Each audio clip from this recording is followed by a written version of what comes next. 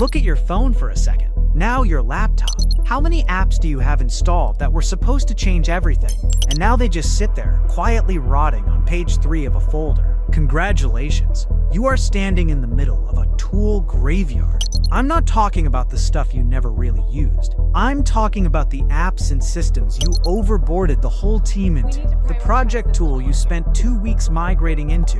The AI bot that joined every meeting for 3 months. The ritual someone pitched in an offsite that's still technically on the calendar, even though everyone quietly stopped doing it. You're not crazy for feeling like your work is haunted by old tools.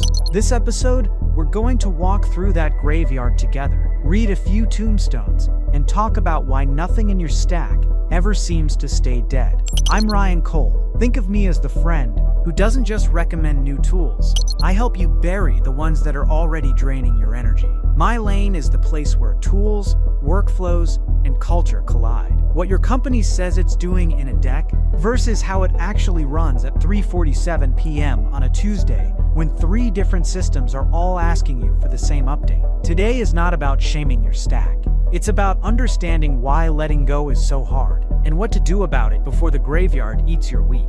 Let's start with an easy one. The perfect project tool. You know the story. Someone discovers a new app. It has beautiful Kanban boards, timelines, automations, AI-generated status updates. You have a 2-week migration sprint. Everything gets color-coded. You rename your columns. You retire 3 old spreadsheets. For a month, it looks like a transformation. Then, real work shows up. One stakeholder refuses to log in. Another team lives in email. Leadership wants a slide deck instead, so you start exporting things. You keep a backup spreadsheet just in case. Someone builds a shadow board for their own team. 6 months later, the tool is technically adopted, but the real truth is scattered across the old places and the new one. The project app, it's already halfway in the ground. Cause of death, no one made the hard call to turn anything off. Next grave, the AI meeting note taker. The promise was irresistible. You never have to take notes again. You connect it to your calendar. Suddenly, this little bot is joining every call, recording everything,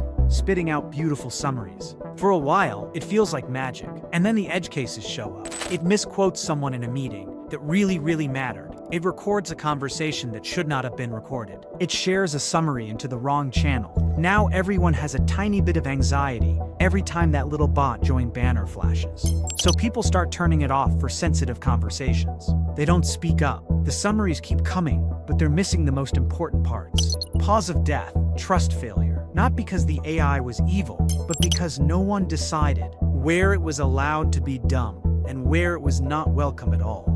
Our last tombstone is for a different kind of tool, a ritual, a dashboard review. It sounded great. Maybe it even was great for a while. Then the org changed. People moved teams. The original pain it was solving went away, but the calendar invite stayed. Now it's that recurring block. Everyone secretly resents, but no one feels empowered to cancel. Half the team multitasks through it. Someone always says, "Should we still be doing this?" Everyone nods vaguely and nothing changes. Cause of death. No one owns the off switch. Once again, the system never learned how to bury its own tools. So why does your tool graveyard keep getting bigger? It's not because you're bad at commitment. It's because of 3 forces pushing in the wrong direction. First, sunk costs. You remember the migration week, the workshops, the config time, the training docs. Killing a tool feels like admitting all of that was a mistake. So instead of ripping the band-aid off, you let it limp along, half alive, quietly taxing everyone's attention. Second, social risk. Every tool has an internal champion, someone who put their name on it. Saying we should turn this off can feel like saying, you made a bad call, even when the situation just changed. So you protect the person by sacrificing the hours. Third, we have almost no muscle for removing systems. We have playbooks for launches. We have comms plans for rollouts. Where's the playbook that says, here's how we gracefully sunset a tool? Migrate what matters and give everyone their time back. It usually doesn't exist. So the easiest move is always to add one more thing instead of killing anything. That's how you wake up one day, standing in a graveyard, wondering why you're so tired. Let's talk about what to do with all this. That doesn't just make you feel bad about your stack. You don't need a perfect system. You need a few rules that make it easier to let things die. Rule 1. Every new tool needs a kill plan. If a tool comes in, it arrives with a kill plan. That means, on day 1, you answer 3 questions. 1. What existing tool, dock, or ritual does this replace? 2. How will we know it's not working within 60 or 90 days? What metrics?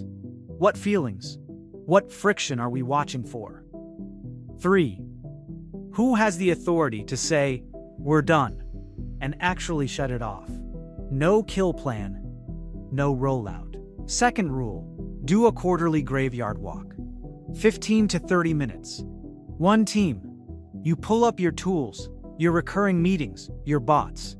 For each one, you ask, are we still using this the way we thought we would? If we turned it off for 2 weeks, what would actually break? Is there another system doing this job better now? If the answers are no, nothing, and yes, you have a candidate for the graveyard. Third rule, sunset with ceremony. When you kill a tool or a ritual, don't just quietly delete it. You say, out loud, this solved a real problem for us. For a while, that problem is different now. We're grateful for what it did. We're letting it go. It sounds cheesy, but giving people a story for why something is dying makes it easier to stop clinging to it and move on. It also makes it less about blame and more about evolution. If you're listening to this thinking, okay, but where do I even start? Here's the simplest version. Numerating. Keep the tools that you actually open every week. Have a clear owner. Make your work feel clearer, calmer, or more under your control.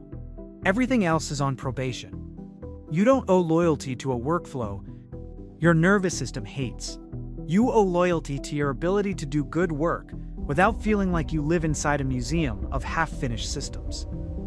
If this episode made you mentally list 3 tools you haven't really used in months, that's not a failure.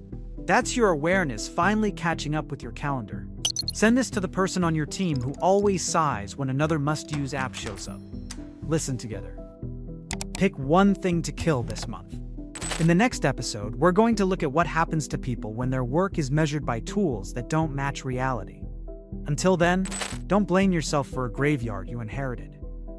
You're allowed to turn things off. I'm Ryan Cole. I'll see you in the next one.